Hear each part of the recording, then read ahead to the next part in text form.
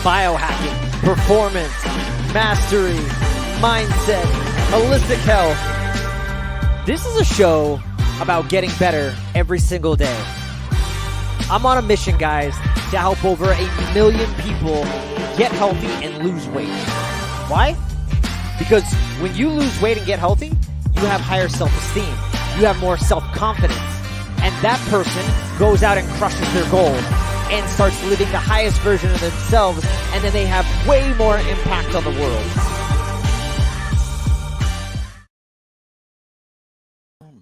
What's up, guys? Happy Monday. Welcome back. Another Mindset and Monday, what do we call it? Topic. Another Mindset and Monday. Here we are, week 2, and we're gonna keep doing this. I wanna, here's the thing. At the end of the day, it's about consistency. And people always ask me about nutrition tips and exercise tips, but none of that really matters if your mindset is not dialed in. If the consistency is not there, and who you say you are, if that is going to, if that person shows up, because if that person doesn't show up, then none of this matters, right? And so what I want to talk about today is actually, I want to talk about goal setting and, really how it can go wrong or go awry. So let's dive into that. I'm actually trying to go live here on a couple other channels, and I'm having some errors. So give me a quick second here, and let's just see if I can figure this out. Here we go. There we go. You got to reverse the camera. Apparently it wasn't work. It's Monday, guys. Give me a break. All right. So let's talk about goal setting. I want to talk about why goals don't always work and why probably you're doing it maybe even wrong. You're just not setting your goals correctly, and that's what's ending up and causing problems for you. So let's talk about goals and how to do them properly. So here's the deal. What are goals in the first place? Well, goals are energy, right? Goals are that life force. Goals are a state of being. But I think the problem for most people is it's very reactionary to set goals. They set goals when it's like, I want to buy a house. I want to get a job. I want to get married. I want to get a degree. It's all these things of like, this is how they think about goals, but there's no energy behind the goal. It's just like, I want to donate money, or I want to make this much money. So what? Like, what's the why behind the goal? What's going to drive you? Here's a big one I think that comes up all the time. Like, I want to get up earlier. I want to get up at 4 a.m. or something. How many of us do that? We get up at 4 a.m. like once in our life, or we get up twice, or the alarm clock comes, and what happens? We hit the snooze button. Why? Because your why is not driving. There's no energy behind that goal.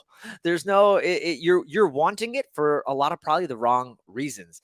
And so what you actually think about, the more you think about, leads you to what you need. I love that. I love that idea. And so that's what you need to really think about. Goals or energy. Always be thinking about that. Are you managing your energy? Are you managing that inertia? Because that is the life force that's going to consistently get you going over and over again. And if you're not managing your energy, you're not managing your state, well, then your goals are never going to manifest. They're never going to show up and be that thing, say. Okay. So let's talk about that. Let's talk about the next piece of this. Standards. Your standards and your goals. What are you willing to tolerate? What are you actually willing to tolerate to meet your goals, right? Your standards, these are the actions that are linked to your thoughts that you have related to your goals. So how are you going to maintain your standards? What are your non-negotiables, right? Or when you're creating goals when you actually create goals and you don't have the proper standards to go behind them, it's just a waste of your time, which is why many of us have seen the goals that we've created haven't manifested. They haven't become anything because our standards are weak. Who is going to hold us to the standards of greatness? Do you have accountability built in? Do you have accountability partners? Who is going to hold those standards, right? And the thing that I love is that you can't always control, obviously, the outcome of our goals, right? We've all set these lofty goals and these things that we want to reach. And we can't always control the outcome. Sometimes the outcome is horrific. Sometimes we don't get to where we want to go. But You can always control your standards. You can't control the outcomes of your goals, but you could always control your standards and who you say you are on a regular basis, which is why I do a lot of mindset priming in the morning. I do a lot of things to reflect in what are my values? Who do I say I am? Who am I going to be today? And that's, I think, a big problem. We're going to talk more about that, this idea of being.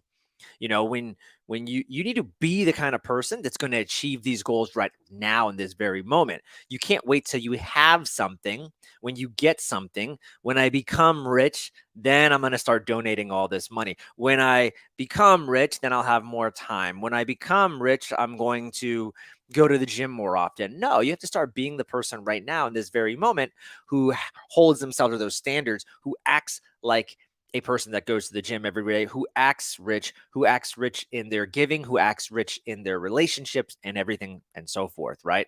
So what are your standards, right? You have to have compelling reasons, guys. You have to have compelling reasons. I remember Tony Robbins saying this: reasons come first, answers come second. Okay.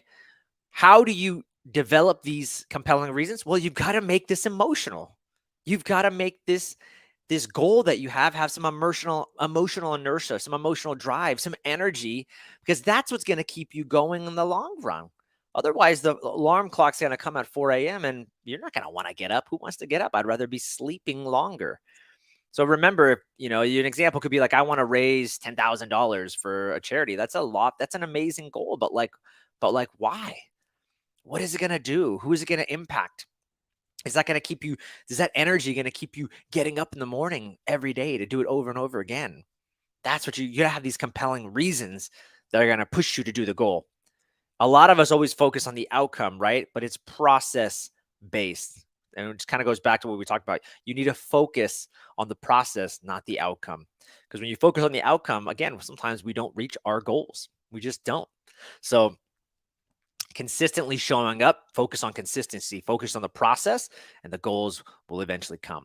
So a lot of people like to do categories for their goals, right? They like to have maybe a wellness category. They like to have a financial category, relation category. I think these can be good, but I think a better way to think about your goals is start breaking your goals up into two different types. Number one is momentum building goals, and the other one is stretch goals. So a momentum building goal is just a shorter term goal with probably some immediate payoff, right? Something that maybe like you can do in a week's time, or like a short sprint, or maybe like you could even say a 3-month time. That might be somewhat longer, but I would say like these short wins that we can start stacking on a daily basis or on a weekly basis, right? And then your stretch goal is going to be a bigger life altering goal, something that's harder to hit.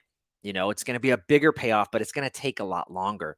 So think about that. And if the example is losing weight, then what are your compelling reasons, first of all, that is going to make you want to lose weight? I think a good one would be, I don't want to die prematurely, right? Because I'm fat, I'm obese. We saw that with the pandemic, right? 70% of people had metabolic health issues. So what's a momentum building goal in this example of losing weight? Well, I want to lose 2 pounds a week, right? Over the next 8 to 10 months. If I lose 2 pounds a week, that's my momentum building goal. That's what I'm tracking maybe on a weekly basis.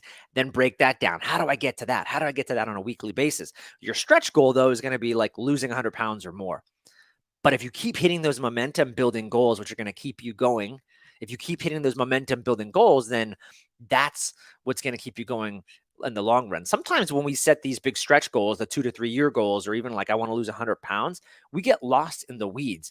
We get too lost in, oh my God, that'll never happen, because it just seems so big, which is why CrossFit, if you ever look at like a CrossFit athlete, they do a lot of cool things where they just chunk things down, right? Like the WOD that they do is sometimes ridiculous, right? It's like, I need to do 100 pull-ups and 200 push-ups and 300 sit-ups. Well, no one's thinking like, oh my God, that's 100 pull-ups. Like they're thinking, okay, 10 sets of 10. If I just do 10, take a break, do another 10. It's chunking it down. So think about doing that, right? For your goals. There's this great quote I love by, and I don't even know if I'm going to say it's Goethe, the famous German philosopher writer. He says, it's not enough to take the steps which may someday lead to a goal. Each step must be itself a goal and a step likewise. I think that's a great way to just look at our goals, right? It's these baby steps that accumulate into a big thing, and you got to focus on those baby steps. Sometimes we focus on the outcome at the end, and that's just probably not the best way to look at things, which is why we get demoralized when we set a big lofty goal of losing 100 pounds and it doesn't happen, right? So focus on those small goals. Those incremental wins are going to stack, and then eventually you're at 100 pounds. I think these are probably one of the two biggest things right here is goals and self-worth, right? What's going to keep you going in the long run is your self-worth, your self-esteem, your confidence, how you associate yourself with the dream, right? And if you don't have confidence that you're going to achieve this goal, if you don't have that inner being that says, "Yes, I'm going to do this." If you don't have that, you're not going to continue to do this goal. You're not going to continue to show up. You're not going to get up at 4 a.m, day in and day out to do this goal because you don't have the confidence. You don't have the self-worth in yourself. So I think these right here are the two most important things and that you need to think about when you're crafting your goals. You need to think about you need to think about ways to increase your faith in yourself, ways to increase your confidence in yourself, your self-esteem, your higher being, your higher worth.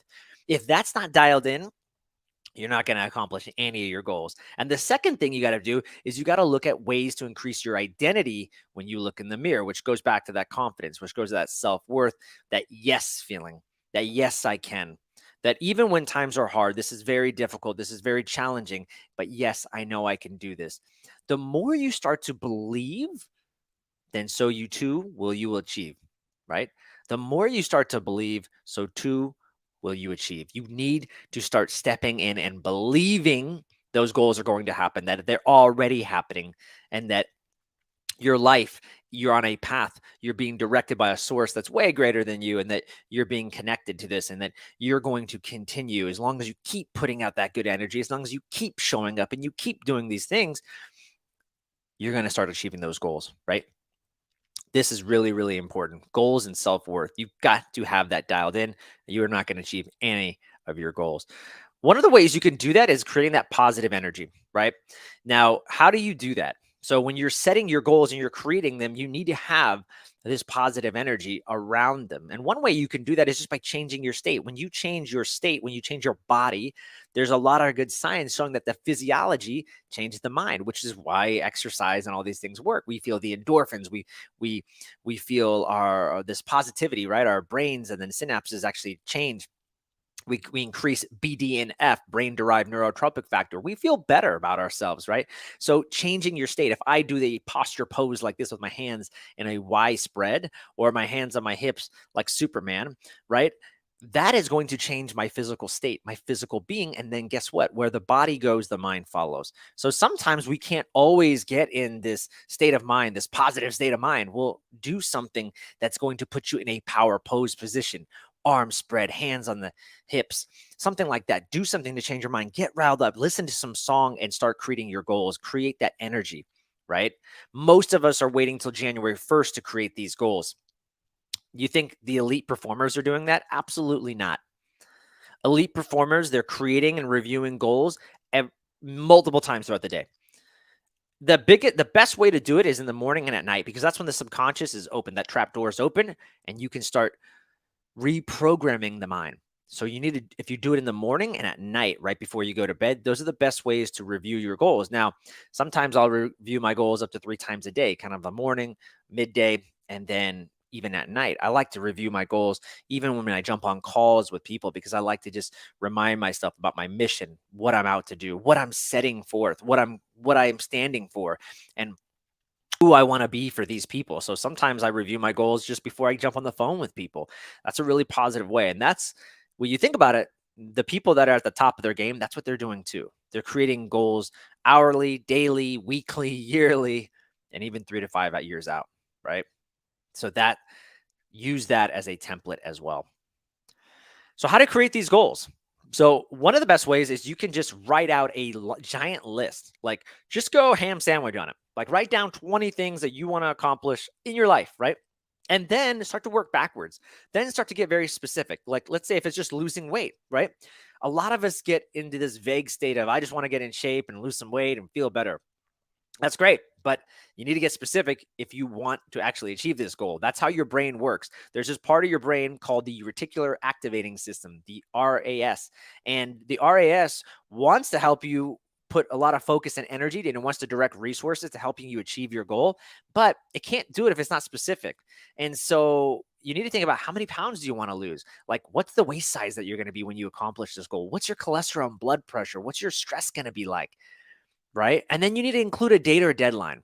This is, again, going to help the RAS get very specific. And when we think about the RAS, just think of it as a part of your brain that's looking for resources that are available all the time. We always love to use the example of the RAS when we're talking about like cars or buying a new car. If you wanted a brand new Tesla right now, and you're driving around, all of a sudden your brain starts to see Teslas everywhere. Why? Because you started directing resources. The RAS is like, how do I get this new Tesla? Joel wants to buy a Tesla. How do we buy this? How are we going to make it happen? And so there's Teslas all around us, but my brain doesn't even pick up on it. But now that it's like been something that I've created in my mind, that's what I want to get, that's what I want to reach to. Now my brain's like targeting all where the Teslas are at, right? So include a date, include a deadline, and then share it with somebody. Create some accountability, right? Discipline and accountability, I love this, leads to that ascension and that dominance over the long run, over the long term, right? Having discipline, showing up, being consistent, and then having the accountability on the back end to make sure that you do it. That is what's going to get you to the top. And that's what's going to get you to long-term domination and achieving your goals. And that's what you want. That's what you want to do. Okay. All right. Last couple things and we're wrapping it up. Okay. Visualization is key. I used to think visualization was silly. I didn't know how to, I would do it. And I go to these workshops and seminars, I'd read all the books, and all the gurus said, you got to visualize. I'm like, yeah, I think it's stupid. Even though I got a lot out of it when I was at the seminars and the workshops, but it is, because again, it's another way of activating that RAS. It's another way of reprogramming the subconscious. We are filled with a subconscious mind. First of all, our subconscious mind is 95% of the time driving our thoughts, actions, beliefs. Most of our subconscious mind is been programmed to be doubtful. We have limiting beliefs, most from 0 to 7 years old. And we've been taught that we're not enough. And we have these doubts that come in within us, right? And so visualization is a key way to continually reprogram those negative subconscious beliefs, but then also tune you in to what's possible and connect you to that abundance, connect you to the possibility, right? That law of attraction. And that's what's going to keep you going in the long run. Repetition has to happen. You will not achieve your goals without consistency and repetition.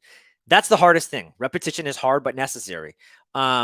This is a big one. It's so easy, but none of you will do it. I'm going to tell you right now. I would tell you repetition. You guys will all nod your head and say, I know I need to do this when it comes to creating my goals and manifesting them, but you won't do it. None of you will do it. You'll agree with me on this call, and then you'll go back to just doing whatever you're doing. Repetition is really the mother of all skills. And that is the most successful people in the world. When I see what the highest performers are doing, when I go to these mindset mastermind events, those are the people that are crushing it, and they are masters of their mind.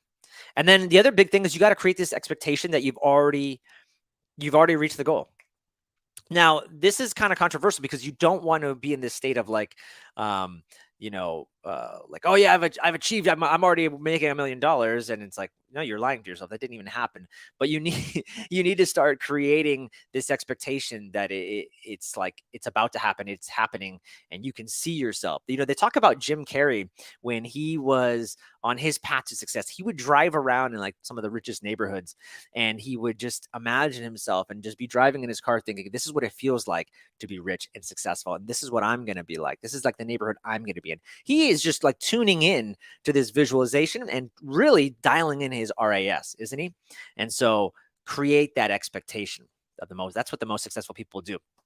Guys, I hope this was helpful. I hope this gave you a new insight on goal setting and just some new tactics and tips. We're almost at the 20-minute mark. I want to keep it under 20 minutes, 15 to 20 minutes every Monday. I'll be jumping on live and sharing these tips with you guys. I hope this was helpful and impactful. If I can help you in any way reach your goals, or you need help in anything when it comes to health, weight loss, and I do one-on-one health coaching as well, just for one-off things like gut health, detox. If you need anything like that, please reach out to me. Shoot me an email, info@joelevancoaching, or DM me at Joel Evan Coaching on Instagram. I'm happy to connect with you guys. Have a blessed Monday, and have an amazing week, and crush it with your goals.